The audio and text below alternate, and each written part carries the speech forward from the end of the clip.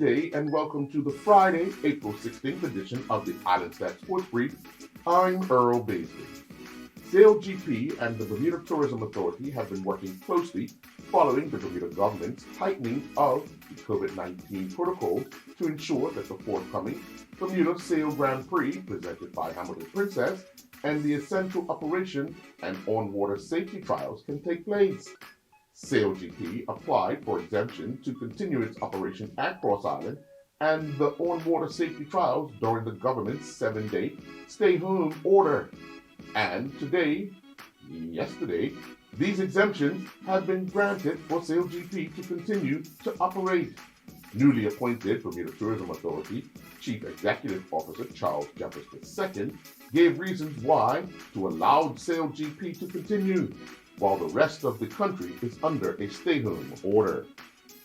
I believe that this is an important event for Bermuda, not just right now, but into the future. And what do I mean by that? I mean that we need to show that we in Bermuda can put on safe and successful events.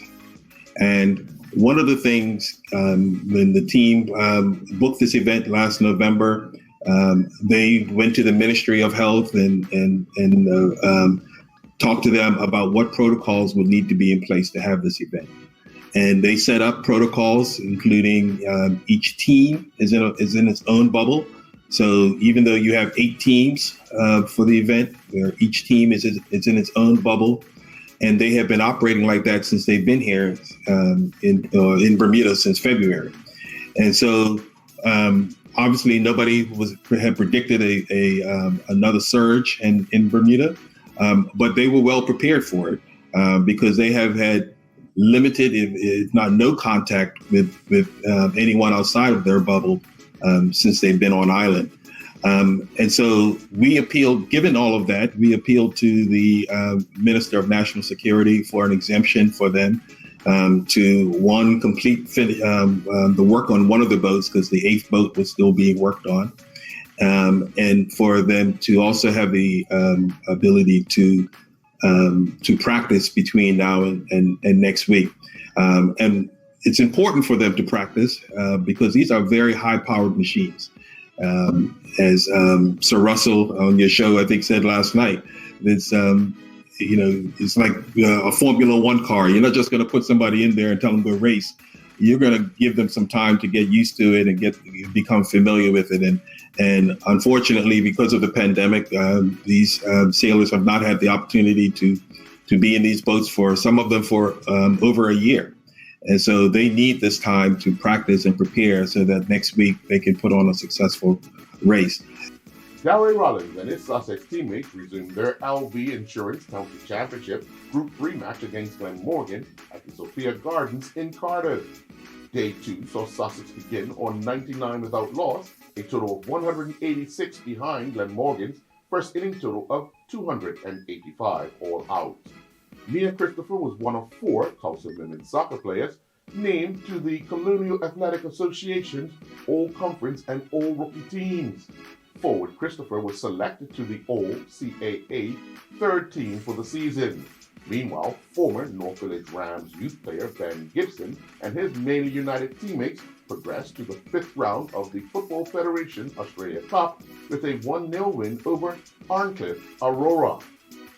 Daniel Augustus competed on the Pros for Pros Tour in Las Vegas at the Gulf Boulder City Golf Course. Augustus came off the course after 2 rounds, tied 36, following his first round 1 over par 73 and his second round 3 over par 75.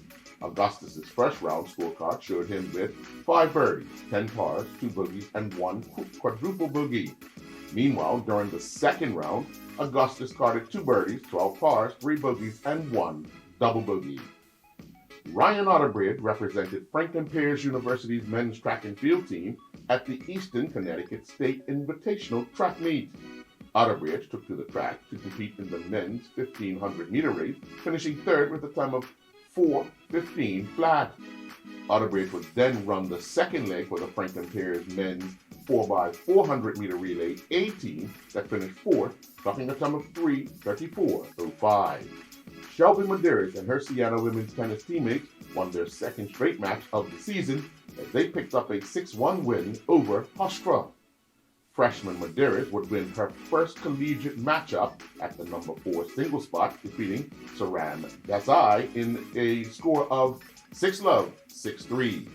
Krista Swanwick's Guinness World Record is being recognized by Wake Forest. In what started out as a friendly wager on a flight to New York City, Wake Forest track and field alum Estwanick owns the Guinness World Record for the fastest half marathon while wearing a suit.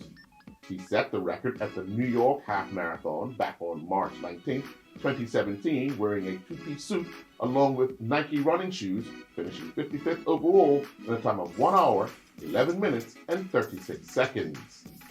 And that's a look at this Friday, April 16th edition of the Islandstats Sports Brief. I'm Earl Baston.